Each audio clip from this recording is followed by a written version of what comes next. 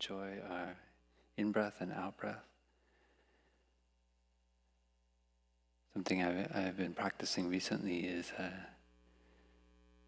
when I breathe in, I put my thumb together with my pointer finger, and when I breathe out, I put my thumb with my middle finger, just lightly. And I find that it really helps me to be present for my in and my out breath. And you can do it anywhere, whether you're doing sitting or walking or whatever situation you find yourself. Just a little bit, like that little bit of touch on the in-breath and the out-breath. This helps me a little bit more to be concentrated. So you can try it out.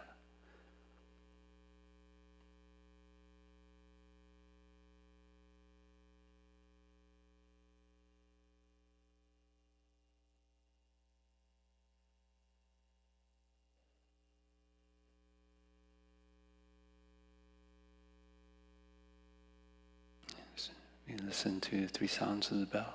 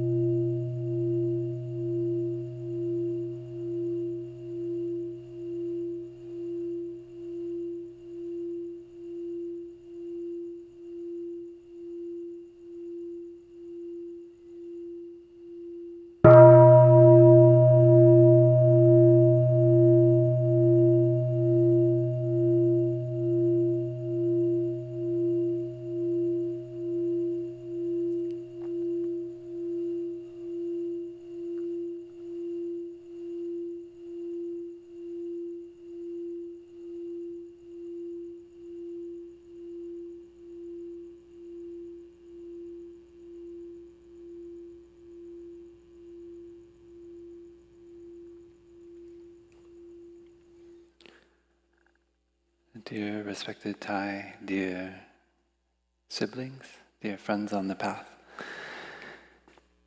So welcome to the 3rd class of this course called Collective Awakening, Thich Nhat Hanh's vision for mindfulness in public health.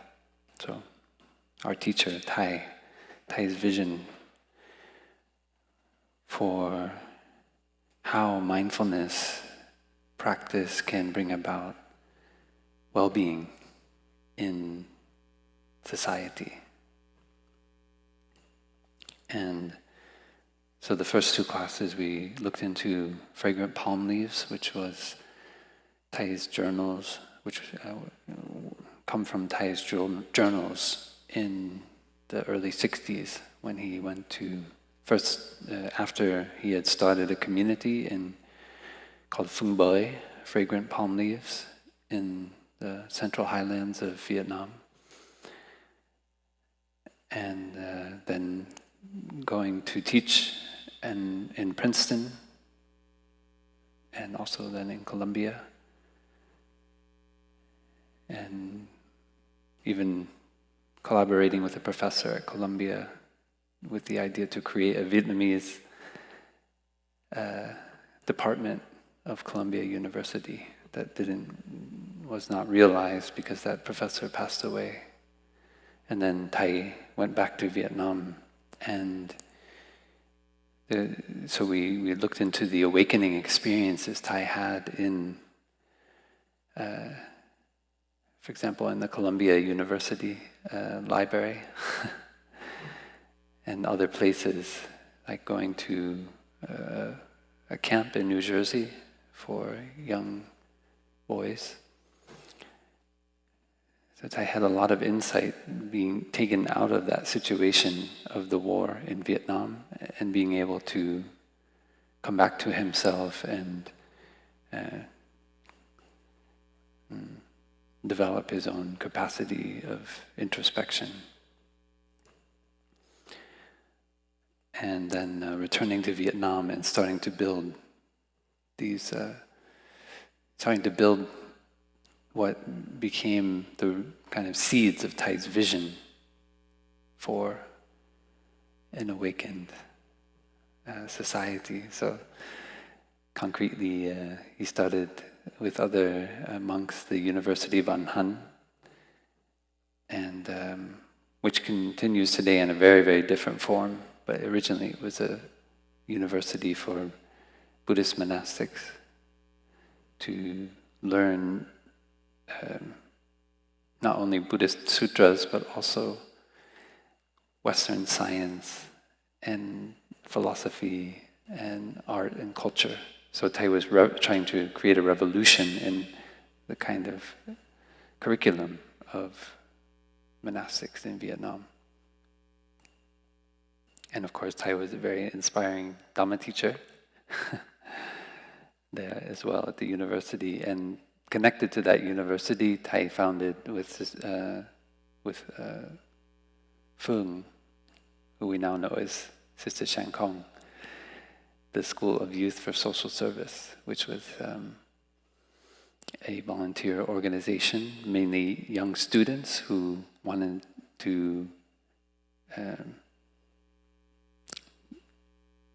realize a third way in the war, not to take sides with the warring parties, but to go out to the villages to bring basic sanitation, education, medication to these villages and win the trust of the people, not through money, but with kindness and just working alongside with the villagers, helping them to recover from the devastation of the war.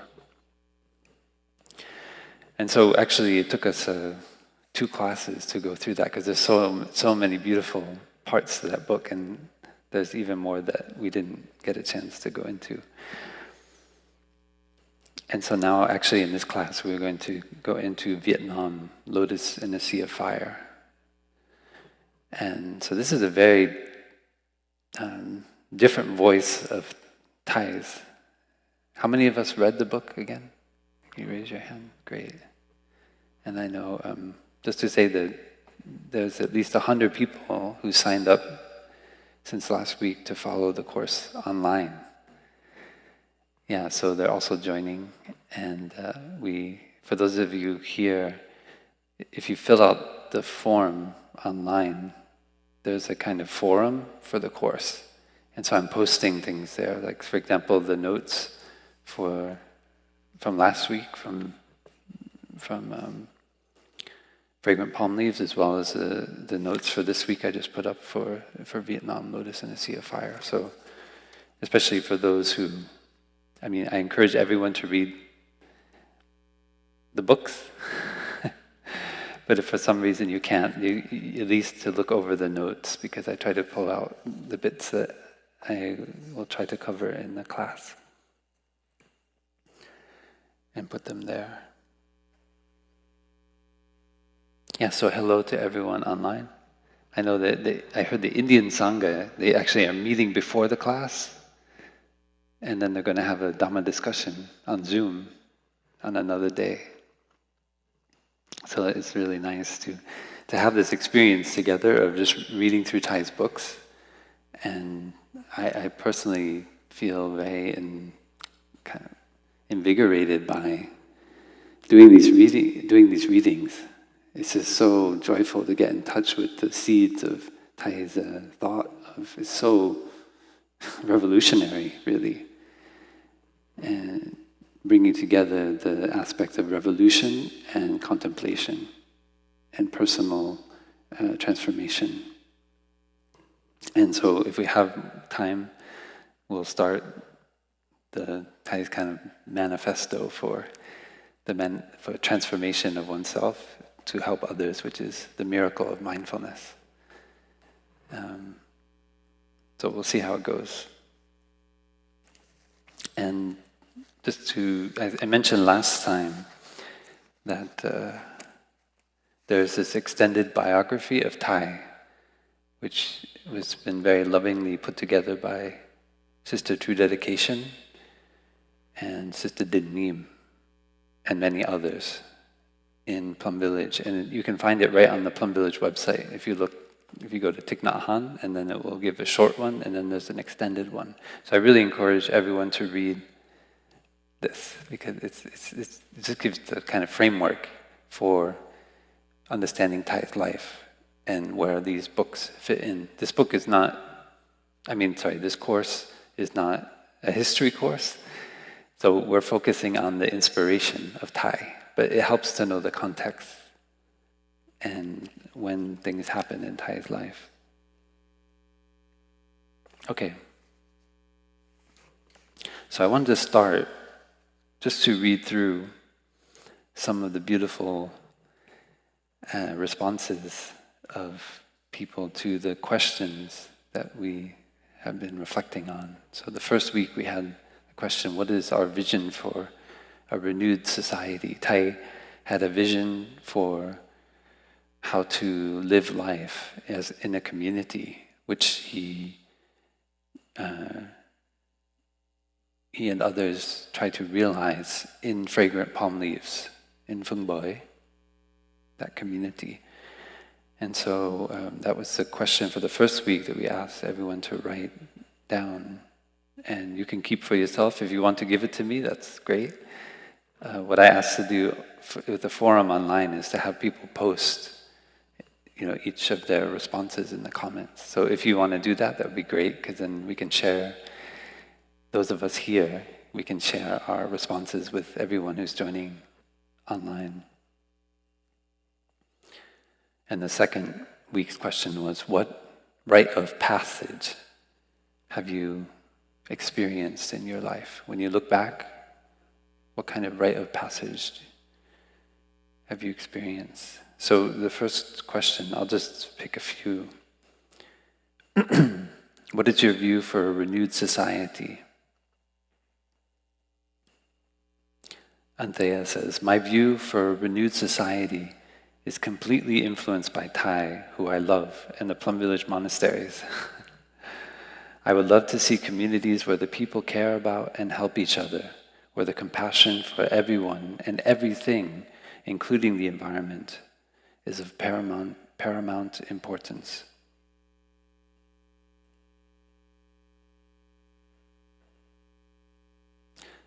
Nandini Santanam. My view and wish for a renewed society is that we all begin to live interbeing as a living, breathing part of us, recognizing that peace in me is peace in the world, but also unrest in me is unrest in the world. Individually and collectively, we find our own ways to transform the unrest, to peace.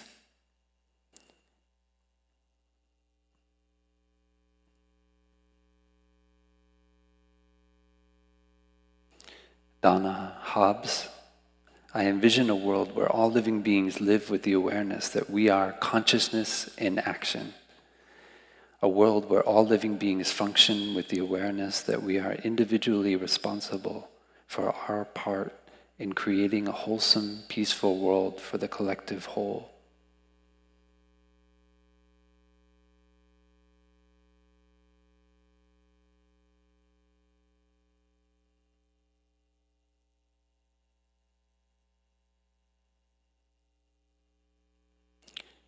Annie Arnott Greenwood, I see some difficult times ahead in which we will have opportunities to learn how to negotiate conflicts and learn ways to co-create a better, quote, human factor in the world. I envision a policy of kindness at the heart of these, and growing equanimity, and skillful speech. It's up to us. It's up to us to learn how to use these skills to create a better, quote, human factor in the world. I envision a policy of kindness at the heart of these, and growing equanimity and skillful speech. It's up to us. It's up to us to learn how to use these skills to create a better, quote, human factor in the world. It's up to us there will be damage sustained in the world and in our bodies and minds. But whether the continuation is in these forms or others, the direction is still the same. May all be auspicious.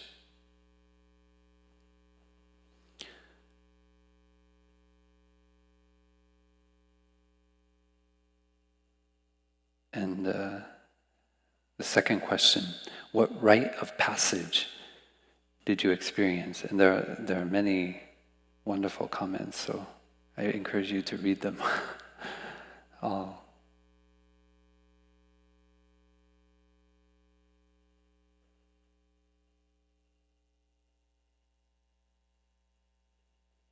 Casey Wolf from Vancouver answered, I have had many rites of passage, I think, some formal and some simply part of life. Many that come to mind are rather painful, and I don't really want to go into them. But two connected experiences also present themselves.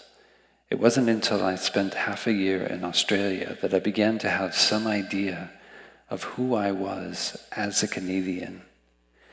And it was while I lived for a longer period of time in Haiti where I made the resolution to listen rather than talk, that I began to understand many of my biases and assumptions, which had simply seemed the truth before.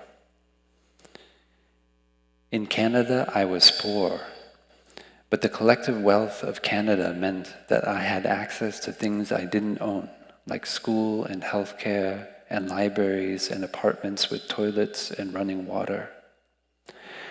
As a white person in a mostly black country, I was shocked by the privilege that afforded me. It was a time that made real much of what I had been thinking for so long, and that underlined so many errors, too. I am deeply grateful for both of these experiences and what they still provide in my life. A capacity to doubt myself.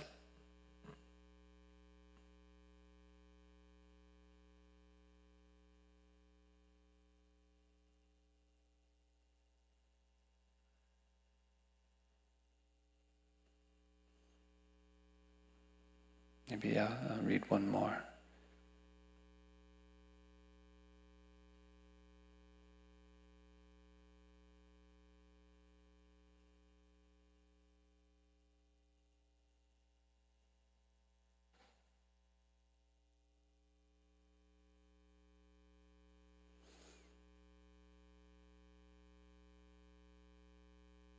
Yeah, a number of them, the rite of passage was to going to live abroad, outside of the country, the native country.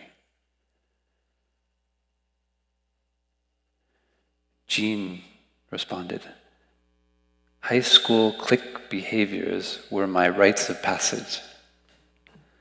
My clique was basically the others, not jocks or nerds, just outsiders. We didn't fit, and we were belittled by everyone else. Our rights were to break all the rules. We skipped class, drank beer, smoked cigarettes and pot, dropped acid, and explored sex. Had our community been smaller, more closely knit, with mentors working with kids, I'm sure more wholesome rites of passage would have been encouraged. Peer pressure works both ways. The rite of passage out of my life of unskillful behaviors was suffering a stroke in 1991 at age 33. The week I spent in the hospital was one of self-reflection and prayer. I accepted my death, if it was my time. Living the life I had been left me with a damaged body, suffering diabetes, high blood pressure, COPD, bipolarity, and severe kidney damage. When I left the hospital, I vowed to change my life. My journey since then has been toward the light, with more skillful behaviors and gratitude. I am relatively new to the practice, having been introduced initially by Pema Chodron's writings, which led me to discover Thay's teachings. In hindsight, my entire life has been a rite of passage. I am very grateful to be here now. Okay. So I hope if you haven't had a chance to write in response to these questions, that you find time to do it during this week. And if you feel comfortable putting it online for everyone. Okay, so we're going to look into this book, Vietnam, Lotus and a Sea of Fire. And I think it's important to know the context of this book, a bit about it. So this book was published in the US in English. So Fragrant Palm Leaves was published in Vietnamese in Vietnam. And it wasn't for quite a while, it wasn't until many decades later that we had a text in English.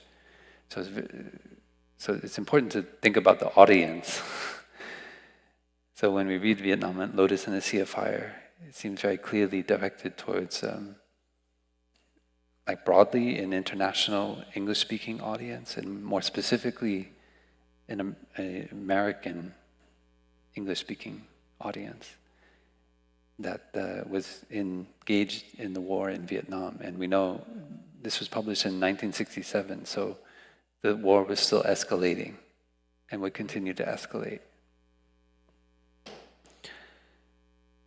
And so what Thay's doing here, as I see it, is trying to lay out the situation from the perspective of Thay, a very intelligent Buddhist monk, but also someone who had been in contact with many of the Vietnamese peasants and was hearing from them that they are not,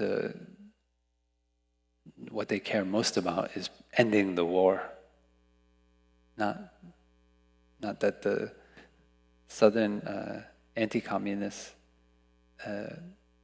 get power or the communists take power, but that the war will end.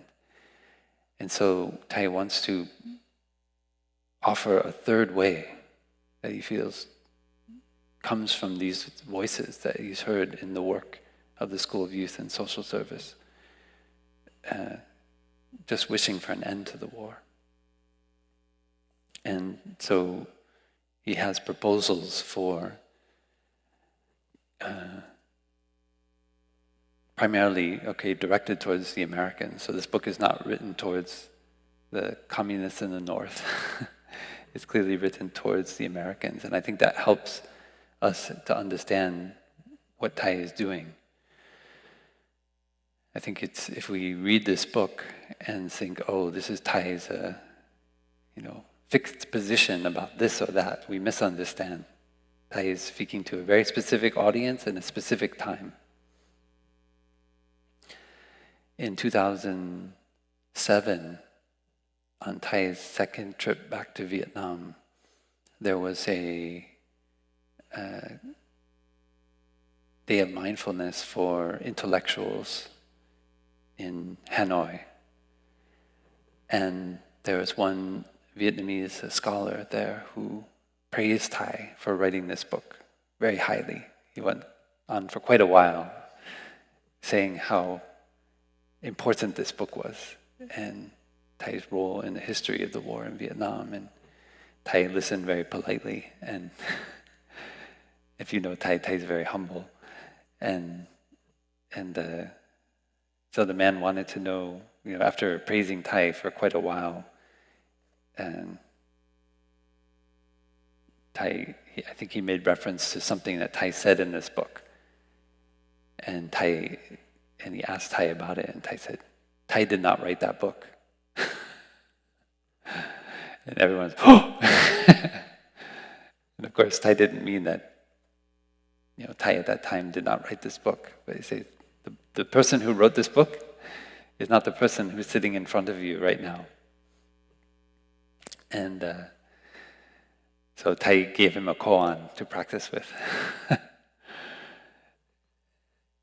And I reflected a lot on that response. And I heard that Thich said it elsewhere. It wasn't the first time that Thich had said that.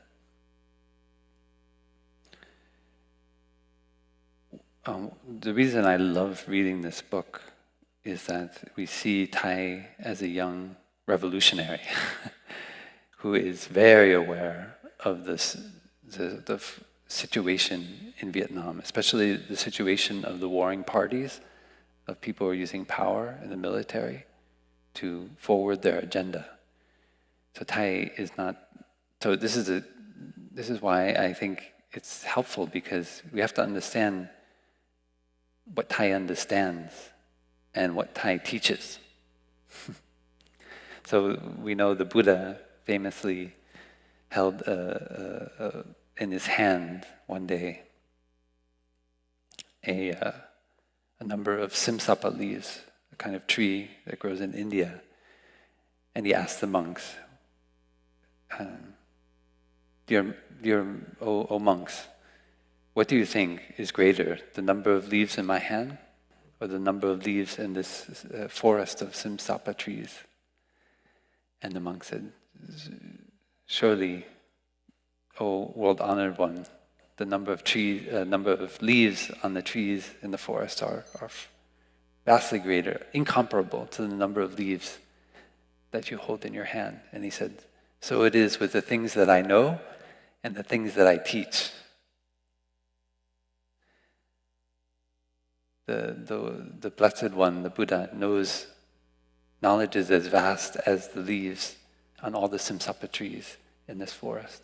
But what I teach is suffering, the ending of suffering, or suffering, the causes of suffering, the ending of suffering, and the path leading to the ending of suffering.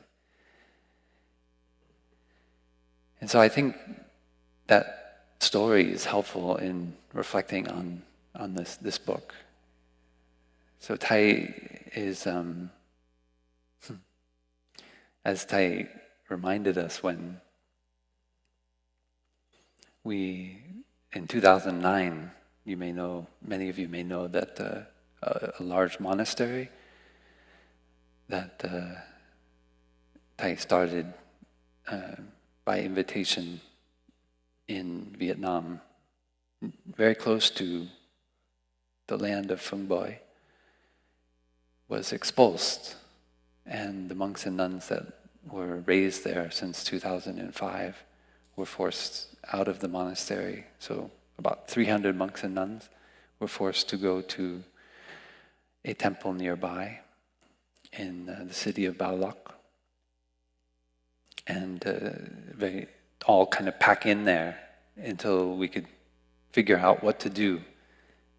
And eventually, slowly they moved to Thailand, those monks and nuns who continued on their monastic path. And that's why we have a center now, Plum Village, Thailand. So the country of Thailand was very generous, and they allowed visas for many of our brothers and sisters. And I remember at that time when it was a very difficult moment in the fall of 2009, and we were at Blue Cliff Monastery with Thich on the US tour. And every day Thich was writing letters to the government, to different people, but not using Thich's name. One time Thich could be a Vietnamese general, one time he could be a literary intellectual. When we read Vietnam, Lotus and the Sea of Fire, you may notice that Thich refers to a number of writings in different magazines, like Phат Yao, Vietnam, and others. Many of those writings are Thich with a pseudonym. So Thich used skillful means. I think the famous northern communist leader, Ho Chi Minh, had something like 40 different names. Ho Chi Minh was something very, very later, but he had many names before that. And actually it's very common, I learned in Vietnam, for writers to have many pen names. And because after this book was published and Thich spoke out about the war in Vietnam, Thich could no longer publish anything in his name. Actually, the early books of Thich were published on many different names. His poetry books had one name, or a couple different names, and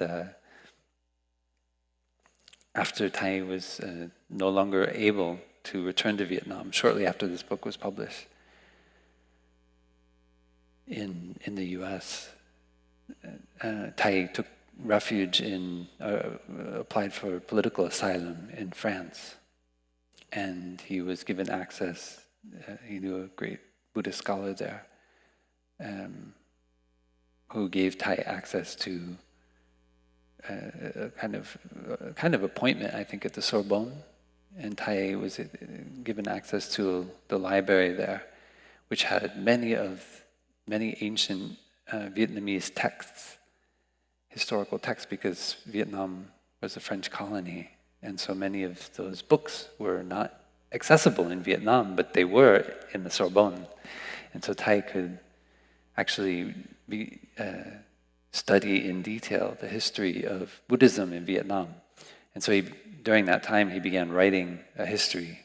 So this is kind of between this book and the next book, Miracle of Mindfulness. During that time, Thich was actually writing a history of Buddhism in Vietnam. But he published it in Vietnam under a pen name, Nguyen Lang. And that book is everywhere in Vietnam. In fact, when we went back in 2005, when Thich and the delegation, when we went with Thich back to Vietnam, we could find it in almost every bookstore, at the temples, everywhere. Even though Thich's books were officially not published in Vietnam, but the history of Buddhism in Vietnam that everyone was reading was actually written by Thich under a different name. And even today, when you go and you see modern Buddhist scholars writing about Vietnamese Buddhism, they usually quote that book, and they put Nguyen Lang, and then they'll talk about Thich somewhere else, and they don't know that it's the same person. So it's kind of very funny, but anyway. So Thich used these kind of skillful means of having pen names in order to help, because some people, they will not listen to a Buddhist monk. So Thich has to use a different persona just like in the past when women sometimes would publish books, they used a men's name because they felt people would not read it, because they have a discriminatory attitude towards women writers. So Thich used these kind of skillful means in order to reach the hearts of more people, to try to bring an end to the war. Okay.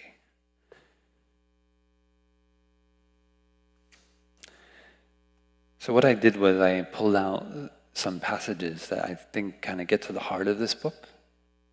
And so there's a lot in this book which I find are like little jewels that epitomize Thich's vision for a renewed Buddhism. A person who practices Zen meditation does not have to rely on beliefs in hell, nirvana, rebirth, or causality. They have only to rely on the reality of their body, their psychology, biology, and their own past experiences, or the instructions of Zen masters who have preceded them. That's a very modern understanding of Zen. Yeah. So again, Thich's writing to an American audience because he's trying to correct the views of this superstitious views about Buddhism. People dismiss Buddhism. Although Southern Buddhism is practiced by a minority in Vietnam, it performed an outstanding feat, unmatched anywhere else in the world, when it joined hands with Northern Buddhism in the unified Buddhist Church. This history-making unification was achieved at the Buddhist National Congress held late in 1963, after the overthrow of the government of Ngo Dinh Diem. So a bit of history. Ngo Dinh Diem was the head of, after the Geneva Accords, split Vietnam. He was the head of the government in the southern part of Vietnam. And his, I think his brother or cousin was a bishop in the Catholic Church. And so he's very Catholic. And much of the book talks about his regime and the kind of totalitarianism that eventually came to the fore. He was, later we found out, and actually many people knew that he was supported by the CIA and the United States government. And so they were, even though he was a very unpopular ruler, eventually at the end of his rule, and was, there was a coup d'etat from the military, and he was overthrown. But he, because of his kind of fervent Catholicism, it exacerbated conflict between the Catholics and the Buddhists in Vietnam. And what Thich is trying to show is that there are many Catholics who are against the war, right? That he's trying to try to help to remove the divisions that have arisen between the Catholics and the Buddhists. Because in Vietnam, Catholicism was associated with the colonial empire of the French. And so many people felt like that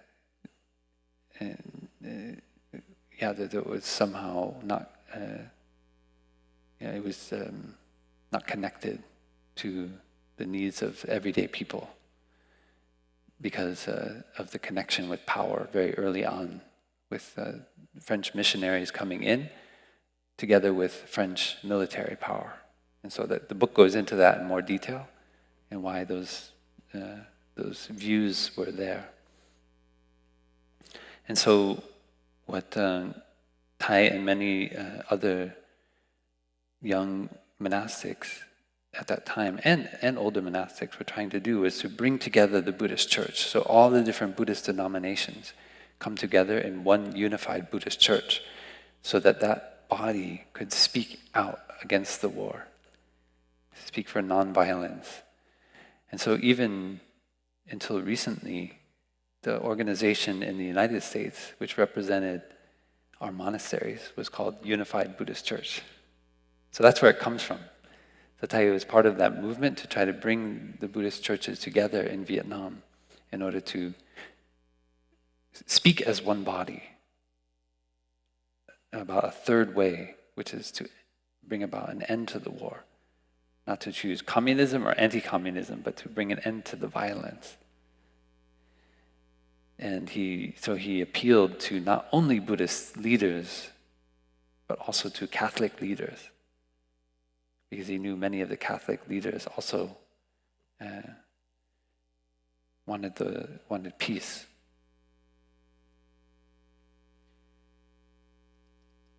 Yeah, so when Thich says it may well serve as an example for a world unified Buddhist church in the future, this is the root of that vision.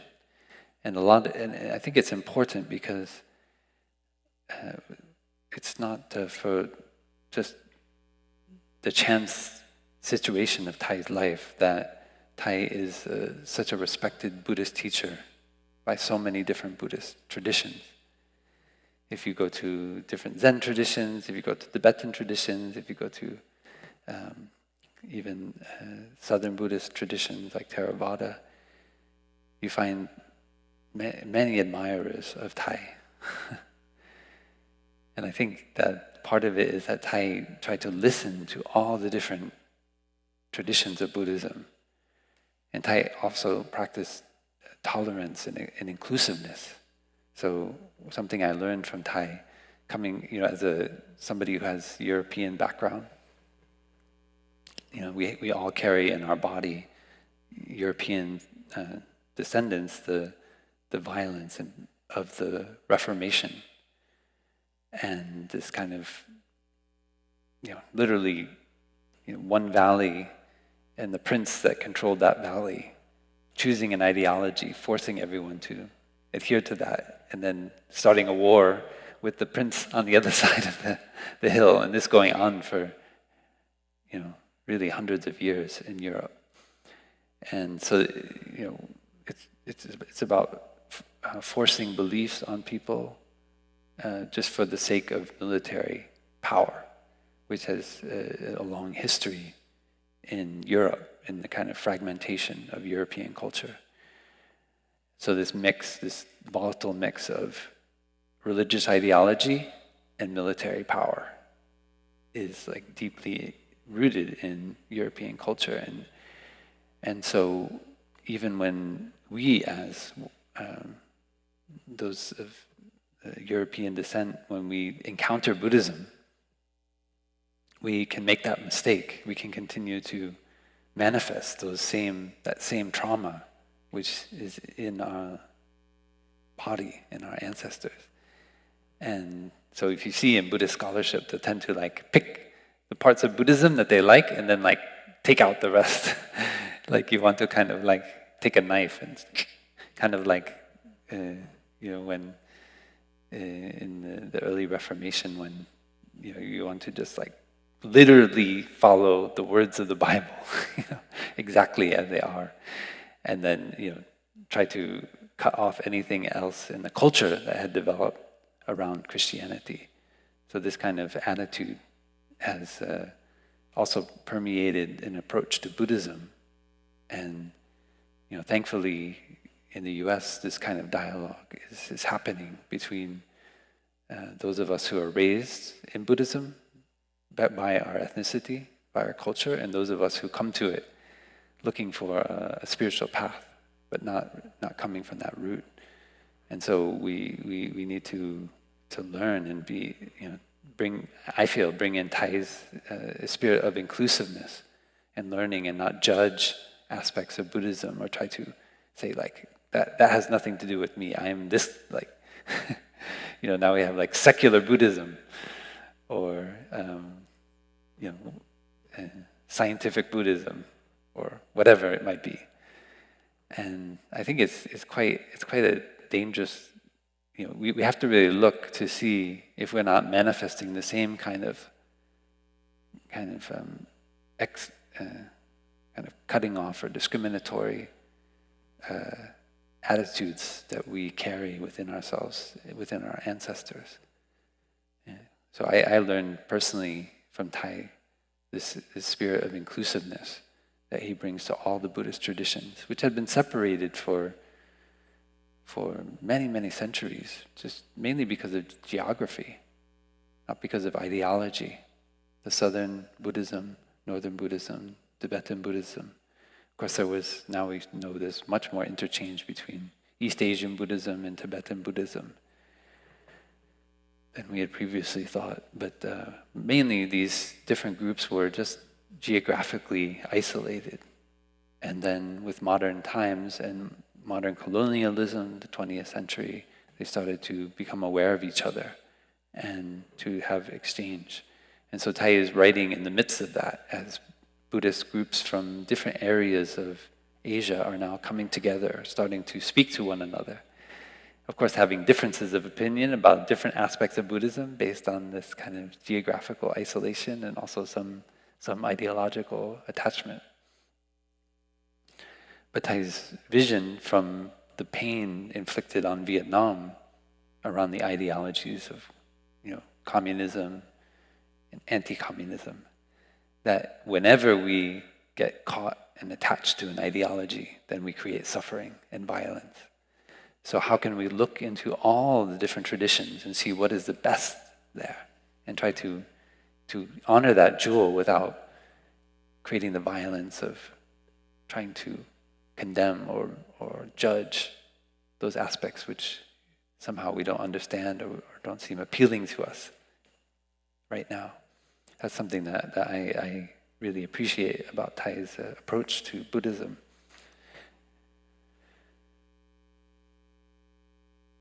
So this is a book that's written to Americans, especially American policymakers. It's trying to reach especially people in power with the hopes that they will see that the vast majority of people in Vietnam just want the war to end. And so what he needs to do is he needs to show, first of all, that this war is not about Catholics against the Buddhists in the South, that there are also Catholics who want the war to end, and that this war is not about communists and anti-communists either, that's primarily the warring parties, but that fundamentally people just want to be able to live in peace in their own country. And so he talks a lot about nationalism in Vietnam. And I know that can be many people can have different responses to that term. So I think we should look, so I do feel that it's fair to say that Thich had some aspect of a nationalist approach in this book. There's this quote where Thich reads, on May 6th, 1951, a national congress was held at Hue, that's in the center of Vietnam. Thich is from Hue, with a view of unifying the Buddhist associations of the country. So from 1951, and then finally being realized in 1963, is this movement to unify Buddhism in Vietnam. At the conclusion of the Congress, delegates from the 3 parts of Vietnam issued a declaration on the unification of their organizations and announced the establishments of the Tông Hội Phật Giáo, All Vietnam Buddhist Association. Later, this new body published an official periodical called Phật Giáo Vietnam, which means Vietnamese Buddhism, which clarified the nationalist and humanist line of Vietnamese Buddhism. An editorial in Phật Giáo Vietnam reads, Vietnamese Buddhism is not merely a religious belief that limits itself everywhere and at all times to its mission as a faith. On the contrary, everywhere it spreads, Buddhism adapts itself to the customs, cultural climate, and human elements of the land, influencing the local population's way of life. This is also true of Vietnam, where Buddhism has blended with and assimilated our national characteristics and has made common cause with the people in building an independent national culture. That's from the Phật Giáo Vietnam periodical. Thich says, according to the glorious history of our people, the Vietnamese have always desired to create their independent culture in order to resist the oppressive threat from the north. So Thich not talking about North Vietnam, he's talking about China. So throughout Vietnamese history, especially from the beginning of the Common Era until around the 10th century, China, what we now think of as North Vietnam, which was all of Vietnam at that time, was actually controlled by China. So, and much of Vietnamese history is a movement to repel China and maintain independence from the country to the north. So that's Vietnamese history in a few sentences. So Vietnamese have always desired to create their independent culture in order to resist the oppressive threat from the north. In this great and noble task of creating a national culture, Vietnamese Buddhism played an important part. This is proved by the great achievements of Buddhism under the dynasties of Dinh, Lê, Lý, and Trần. So this is from late 10th century to 13th century Vietnam. And Buddhism played an important role in those dynasties. At various times, monks would be called the Kwoksu, which means national teacher, by the emperor. So that kind of demonstrated the importance of Buddhism. So the Buddhist monks would sometimes be advisors to the king. Even one king left his responsibility as king to go practice Buddhism on a mountain called In Tu in the north of Vietnam. So Buddhism had a very strong effect on that period especially of Buddhist history. In the mind and heart of the Vietnamese people, there is already the seed of Buddhism. For nearly 2,000 years, the destiny of the nation and Buddhism have been intertwined. Let us join hands in cultivating Buddhism in order to bring peace and happiness to our nation. So this is a call to peaceful arms. I mean, Thai is quite strong. So I think we need to understand that moment. And Thai is the voice. Thai is proud of his country, and Thai is proud of the role that Buddhism has played in bringing about civilization in Vietnam and independence. And so Thai is calling, and if we know, especially if you have a chance to read more about from Thai's biography, you know that when Thai was a young monk, he almost disrobed because he wanted to join the resistance against the French. And luckily, there were enough conditions for Thai to continue as a monk. And he saw clearly from his understanding of history that Buddhism had played a role in asserting independence, in creating a culture of nonviolence, understanding amongst not only the people, but amongst the government of Vietnam. And so his wish is that Buddhism would continue to do that, continue to play that role now in the situation of war. To bring peace and happiness to our nation. This longing for peace by the Buddhists of Vietnam was as ardent and real then as it is now.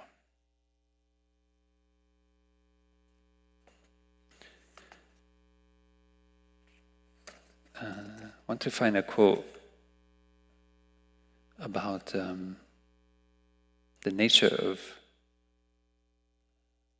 Buddhism in Vietnam. Thai says, in other countries in Southeast Asia, the same phenomenon of the alliance of Buddhism and nationalism has been very clearly seen. In the strength of the various nationalist movements, Buddhism is an important element, and its potentialities for guiding the development of new societies need to be explored more fully than they have been. Its potentialities for guiding the development of new societies. The West has never recognized this, but instead, when it looks at Buddhism, tends to make a comparison between its subtle and ingrained relationship to the people,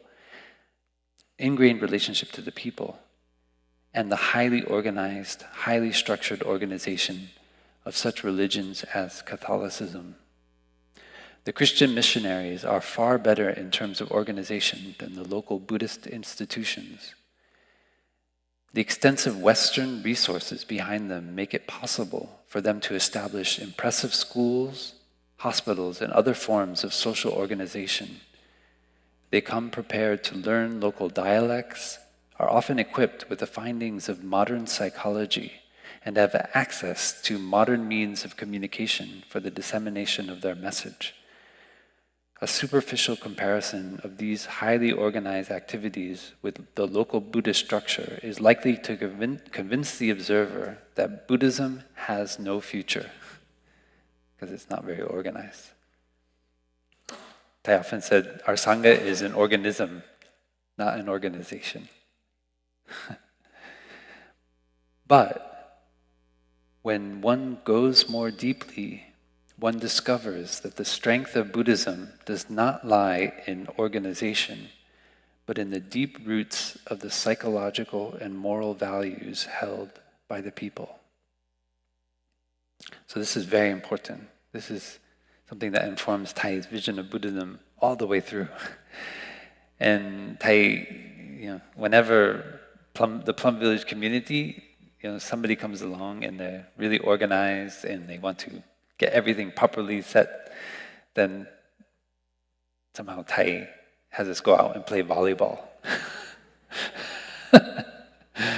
Because Thay knows that it's not about organization only. We can be really well organized, and many Dhamma communities are very, very well organized.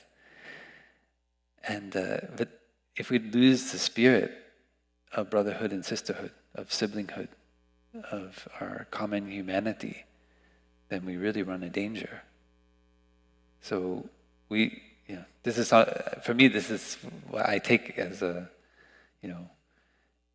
European descendant living in America, right? That we can be really well organized, but we have to be very careful if we don't lose the spirit of the practice. So that's why I love our Sangha, because we're perennially disorganized. We're always like, does anybody remember what we did? What was that decision we made last week? And from time to time, somebody comes along and they try to organize it a little bit more, but then hopefully they let go of it. If not, then they just get frustrated and leave the Sangha. But I think you eventually just have to let go. And there's a reason for that, because it's not what's most important, right? It's not organizing things that's the most important. And I'm the number one example. Like I've had to learn that over and over and over again.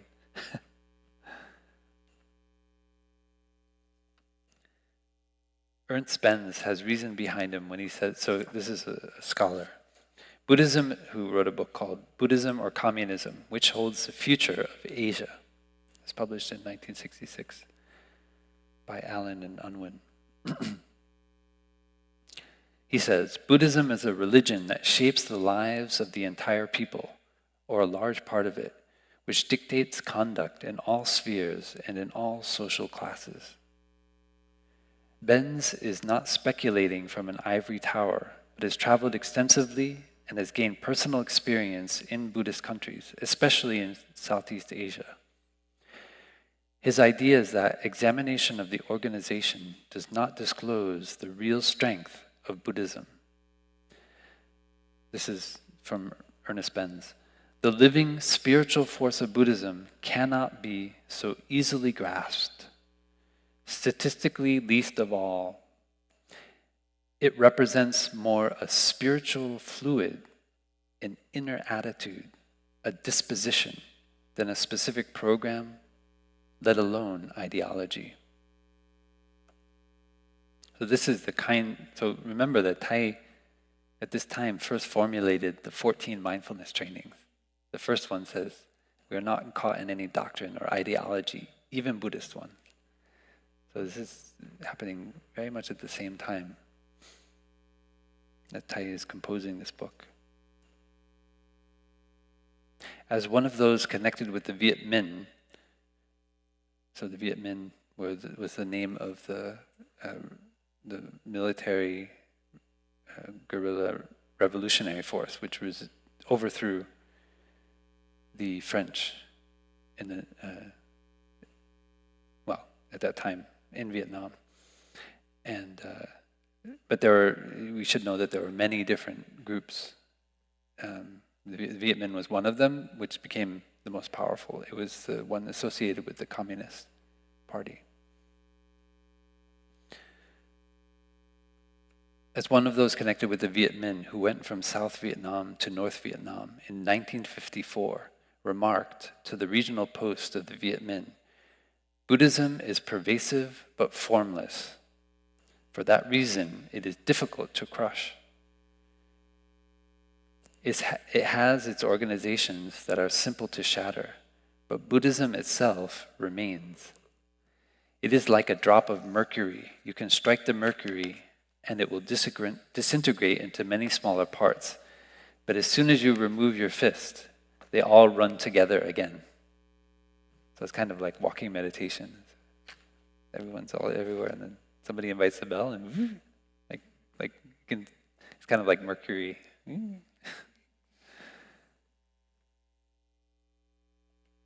The Western powers have never adequately recognized this, but tend to underestimate the potential of Buddhism because they judge on their own much more formalistic criteria.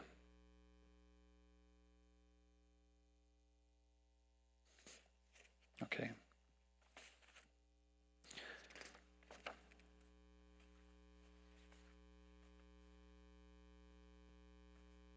Maybe we can listen to a sound of the bell.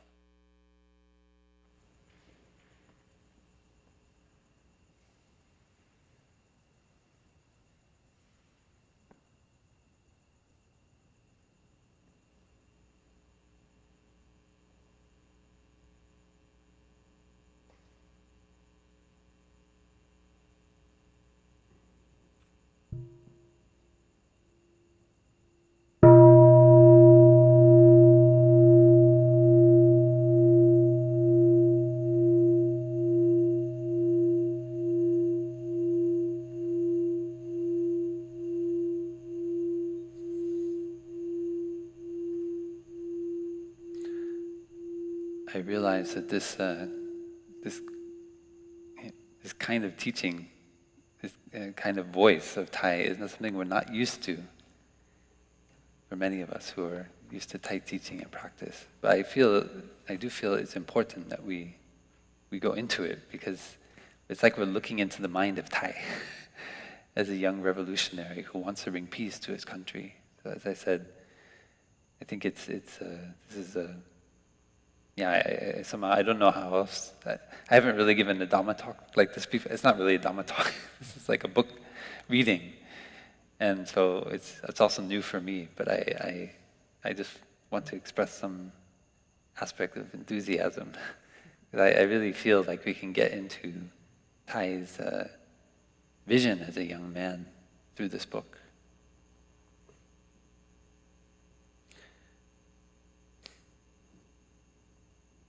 The Buddhists of Vietnam desire to mobilize the potential force of their religion in order to rebuild their society, and consequently they have carried Buddhism into every domain of life: culture, economics, politics, and social welfare.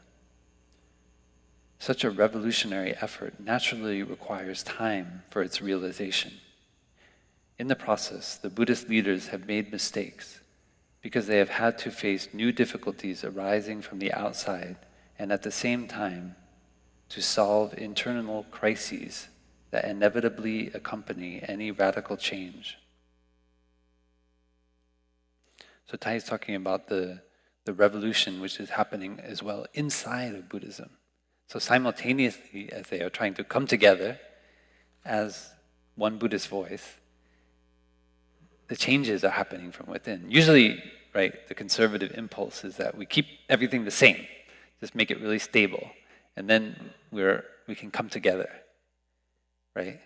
And then the progressive is that we need to change it, because otherwise it becomes static and it's not alive anymore. It's not relevant to the problems we're facing in the world.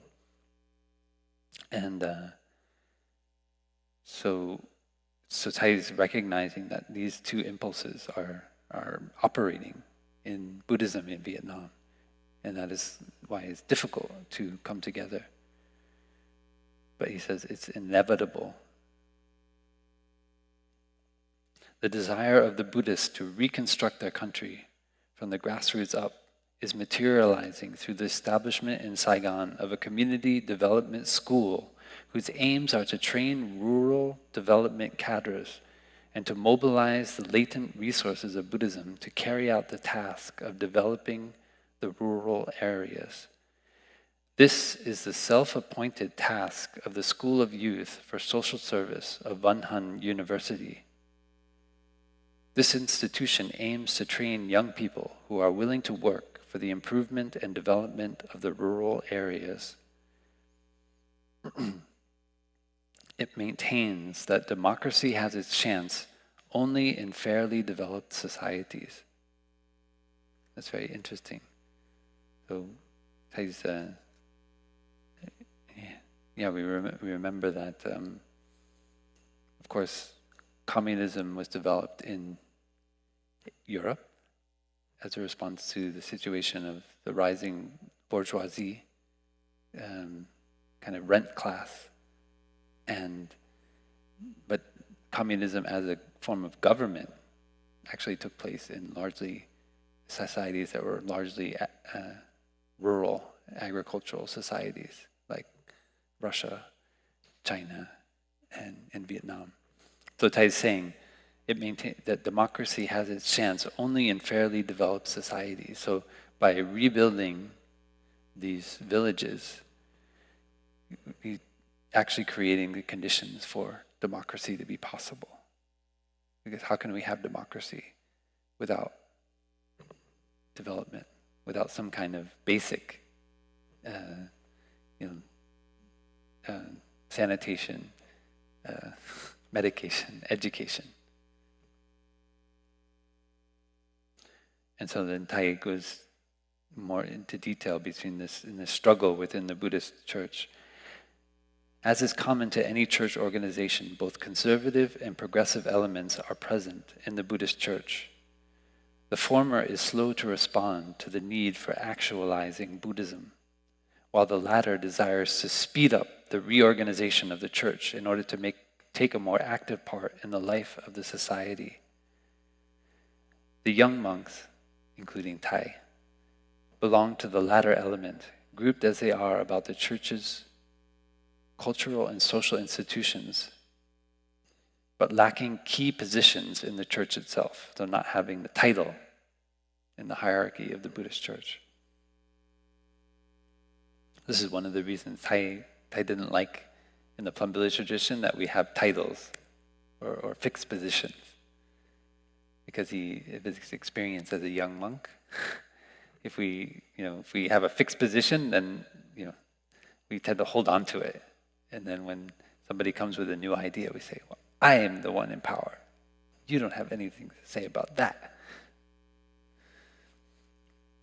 The influence of their thought and action is strong among the population. This is the young monks, however.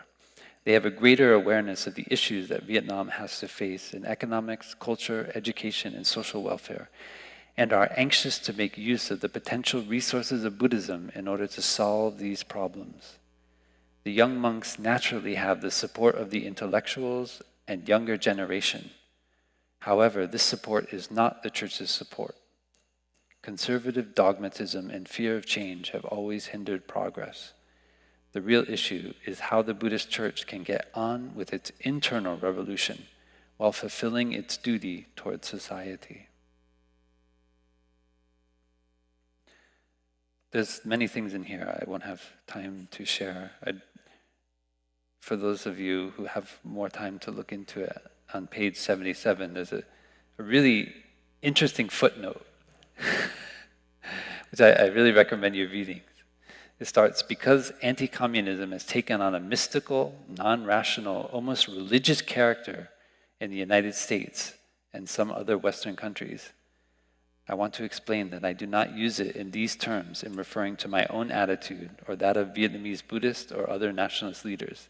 Anyway, Thai shares a bit about communism, and I think it's really valuable to read that footnote.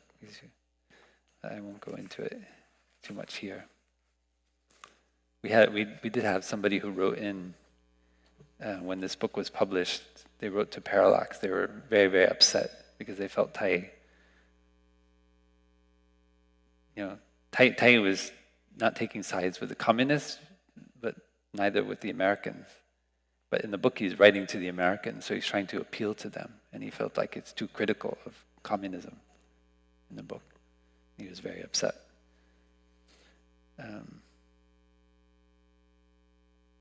Peasants in these villages hated both sides. It means the Viet Cong and the Americans. The Viet Cong ordered them to dig caves as shelters from the possible bombing, while government troops warned them that if they dug caves, the Viet Cong would use them for resistance against the government. They were warned that if they refused to dig the caves, they would suffer the consequences from the Viet Cong, and they were warned by the government that if they dug the caves, they would be beaten by the government troops.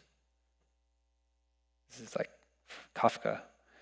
We talked with some peasants who were preparing to take some of their products to the market by boat, and when we had established confidence between ourselves, I asked them the question, whom would you follow, the government of South Vietnam or the National Liberation Front? That's the Viet Cong. They replied, we do not follow either. We follow the one who can end the war and guarantee that we can live. The peasants are not concerned about ideology. No one can frighten them with stories of the evils of communism. With their property already destroyed, they do not fear that the communists will take their property. And if one speaks to them of freedom and democracy, they say, of what use is freedom and democracy if one is not alive to enjoy them?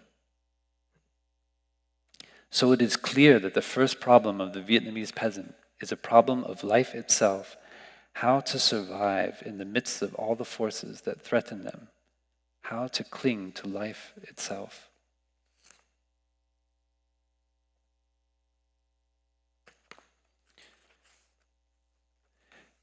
One aspect of the book is Thai pointing out that the religious leaders actually, whether Catholic, Buddhist, or other, very deeply do not want to take sides in this war. So he wants to explain why that is. Americans should ponder the fact that the leaders of none of the major religions of Vietnam have ever declared themselves in violently anti-communist terms, not because of any sympathy with communism, but because to do so in the temper of Vietnam today is to suggest that they are profiteering from the war through the acquisition of American dollars. You understand? So to go out and scream against communism is a sure way to make money. In the past 10 years, anti-communism has become Vietnam's most profitable business. The most vocal of the anti-communists may well be enriching themselves by their written or spoken contributions, but they are doing very little, in fact, against communism. On the contrary, by their support of the existing government and the American effort, they succeed in perpetuating the very situation that strengthens communism. Thus, the people with whom the government deals as the good anti-communists are in fact those who cause much hatred of government and contribute more than anyone else to support of the NLF, the National Liberation Front. If there is still a large portion of the peasants who have not actively joined in supporting the front, and there is, it is because they still give allegiance to their religious leaders who caution them against doing so.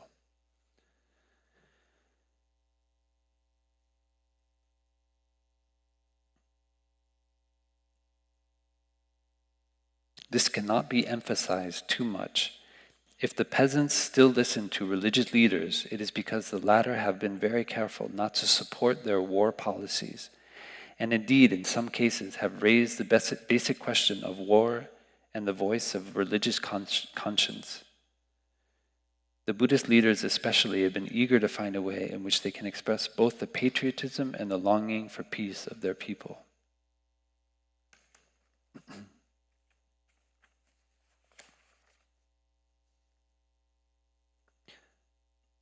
But how to stop the war?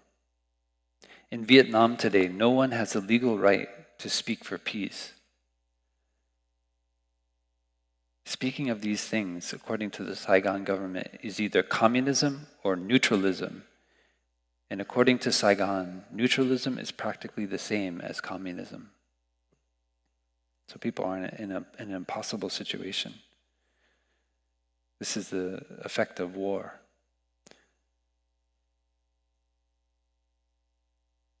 Officially, the Americans are there at the invitation of the Vietnamese to save them from, quote, communism.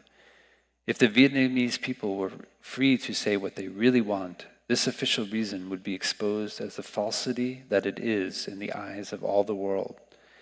That is why the American and the South Vietnamese governments both try constantly to silence the voices of those who speak out for an end to the massacre and for means of achieving peace.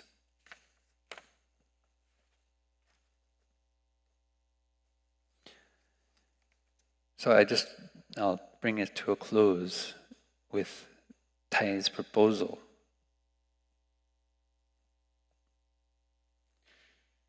For an end to the war, which we know was not realized until in this way. But this is Thay's proposal. He called it a third possibility. Earlier I said that the only way out is to find a way for the Vietnamese peasant to combine patriotism and peace, which is not the way of the National Liberation Front. For more than 3,000 years, the Vietnamese have resisted those who have tried to conquer them, and done so successfully, including even the troops of the terrible Genghis Khan. Patriotism is a deeply inbred force in them, but the corruption and violence of the South Vietnamese government have convinced them that it is not an adequate vehicle for their patriotism, only a puppet of a foreign power.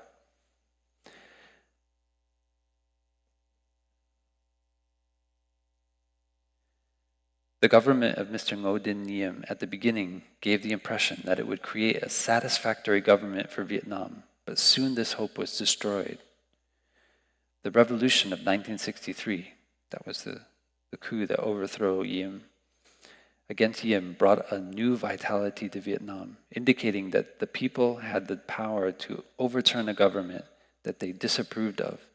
But this vitality has been dissipated by the fact that the overwhelming power of the United States is directed against any faction in South Vietnam that expresses itself as having a will for peace.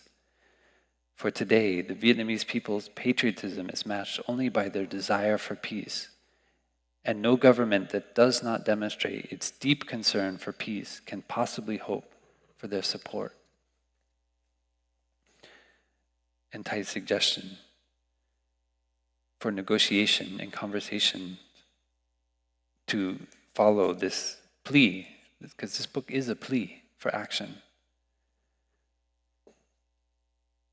Thay calls for the creation of a temporary interim government that would represent the religious and political groupings now existing in South Vietnam, particularly the religious groups, since these are almost the only remaining centers of loyalty of the population. Such a government could work with a strengthened International Control Commission, or formally or informally with United Nations representatives, to establish a genuine constituent assembly and move toward truly free elections at the earliest possible moment. Some people may ask, what would be more democratic about such a government than the present one? Clearly, it would be desirable if the next government could be chosen through free elections. But free elections can only be held if there is a functioning government committed to making them free, that is, guaranteeing freedom of opinion, freedom of the press, etc. Things that we know are very dear to the heart of Americans. This is Thay's plea. A government that is representative of the major religious groups would be so committed, where the present government is not. Thay says this is the only way that friendship can be maintained between Americans and Vietnamese, if we can find a road to peace.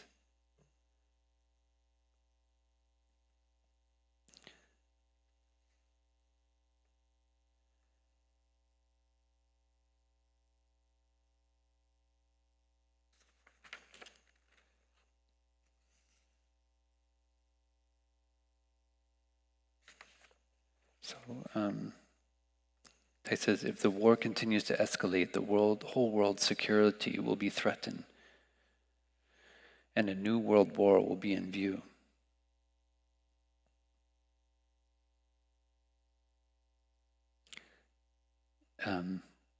What Thay is pointing out is that this is not a war of the North against the South, but is a war between the US and China.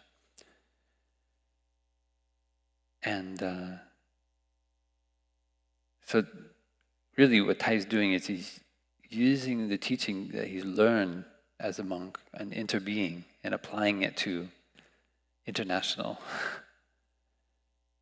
geopolitics. This is why, again, coming back to the theme of this course, we're looking into Thay's thinking as a philosopher, as a practitioner, as a visionary, even political visionary, not in the sense of someone who is looking for power, but someone who understands the nature of power and wants to transform the situation of violence that results.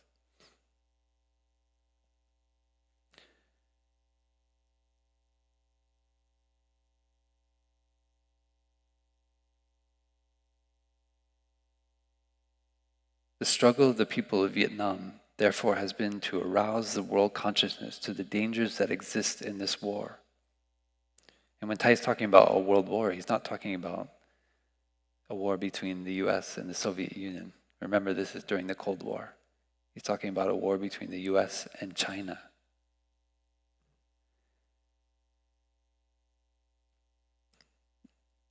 The people of Vietnam hope in this way to bring pressure to bear on China, and especially on the United States, in order to create the conditions that will make possible the ending of the war in Vietnam. It must be evident to everyone that this must include a changed attitude on the part of the United States toward China. Such a change of attitude toward China and of policy in Vietnam must not be seen as a loss of prestige for the United States. On the contrary, the prestige of the United States has already been greatly damaged by its actions in Vietnam and will be greatly enhanced by a change of attitude. The prestige of the United States is based upon its spiritual tradition of democracy and freedom and grows only as the United States remains faithful to that tradition. It remains to be seen if the United States will remain faithful to that tradition.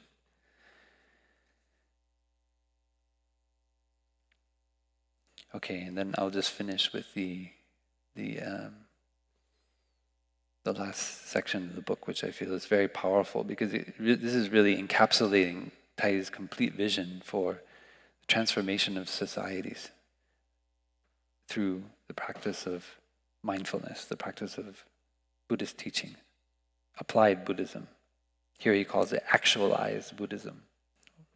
Sometimes we call it engaged Buddhism. The revolution in Vietnam is going on at the same pace as the revolution within Catholicism and Buddhism. Buddhism's road to actualization involves it in great suffering both internally and from outside. The metamorphosis of Vietnam is also the metamorphosis of Buddhism in Vietnam. If Buddhism in the future can contribute something to the new ideology of the world, it will have been because of the sufferings that Buddhism is enduring these days. Actualized Buddhism is not something really new, but has its roots deep in the past. The Vietnamese Buddhists, and especially the majority of the Northern Buddhists, understand that this actualization is necessary. Each country, each time, each place has its own form of living conditions, and living religion must change and adapt to these so that it may be a part of the social milieu of its time. The forms of Buddhism must change so that the essence of Buddhism remains unchanged. This essence consists of the living principles that cannot bear any specific formulation. Being imprisoned in such forms would mean that the essence of Buddhism would be diluted and weakened, so that the discovery of new forms for Buddhism is in fact the way in which Buddhism itself may be perpetuated. The history of Buddhism has proved this to be so, and the experiences of Buddhism in Vietnam today are demonstrating the importance of this actualization. From the 11th century on, Vietnamese Buddhism has constructed for itself the spiritual nuances that have affected greatly the whole structure of Vietnamese society. The essential task of Buddhism during that time was to create a culture and a self-consciousness of its own that would resist the invasion, both cultural and military, of the forces of China. This is expressed clearly in the personalities of Buddhists and Zen leaders like Van Han, Li Tung Kiet, Trang Quoc Tang, Tran Tai Tong. The efforts of Buddhism in this present period are, on the one hand, to actualize itself within a new and changed cultural atmosphere, and, on the other, to protect and develop the spiritual heritage of Vietnam. Sounds like Plum Village. This simply follows the line of Buddhist tradition. The spirit of openness and tolerance that characterizes Buddhism is a guarantee of its ability to adapt to new ideological situations as they exist in Vietnam in order to further the cause of peace. Okay. So, it's a lot of reading today, but I feel it's important, and I'd like, if we could, to reflect on for the next class as a question and prompt. What is freedom for you? What is freedom? So if you can, take some time, a half an hour, just quietly with a piece of paper, or you can type it. Just spend some time reflecting. What is freedom? Thai is talking about democracy and freedom. And what that means in Vietnam means the end of the war. But for you, living where you are right now, what is freedom? Okay? And for some extra credit, if you like, I'd like you to read... sorry, I don't have a better reference, but I'd like you to read a little bit about this monk called Tai Su, who is a great inspiration for not only Thai, but many of the young monks that he's describing that were bringing about a revolution in Buddhism. So he is a monk who lived at the turn of the century in China, and he read many things about Western philosophy in addition to Buddhist sutras, and he wanted to get also the spirit and the fire of bringing about a revolution in Buddhism that would affect society. And so it's really based on his work and the work of Gandhi, which I already mentioned, that these two figures played a very important role in Thai's aspiration as a young monk. So this is just a Wikipedia article, so you can look him up. Thai does mention Tai Su in the book. You know, they use the old Wade Giles form HSU, but here it's in pinyin, Tai Su, Taixu.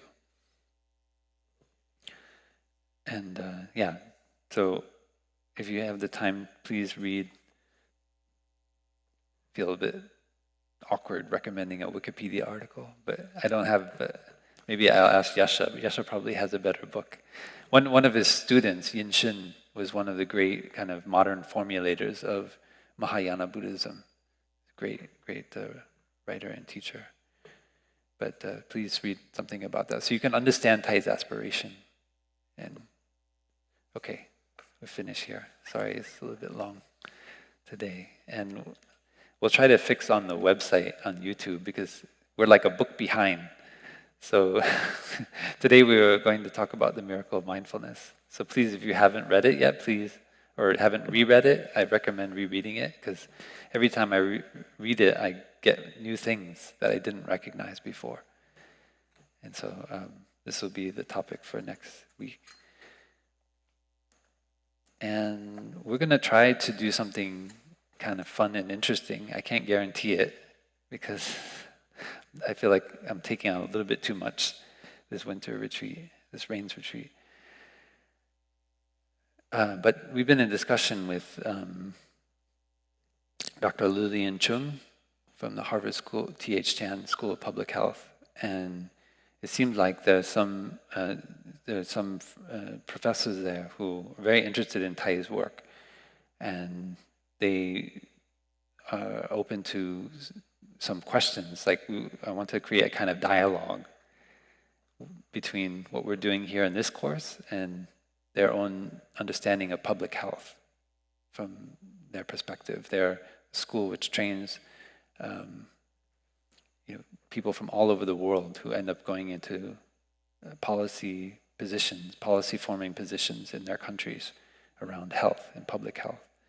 And so I'm going to try to see if we can have, outside of this class on Wednesday, try to have hopefully we'll have some Zoom sessions, which we'll have online, where we can pose some questions.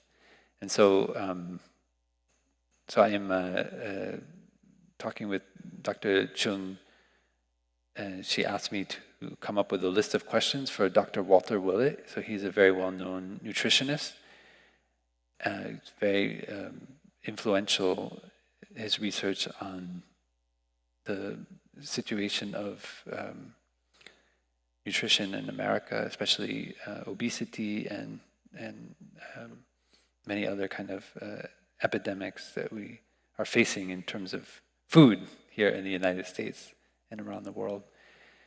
And so he's open to receiving some questions. So if we have anything that we'd like to ask around what we've learned so far in Fragrant Palm Leaves and Vietnam and Lotus and a Sea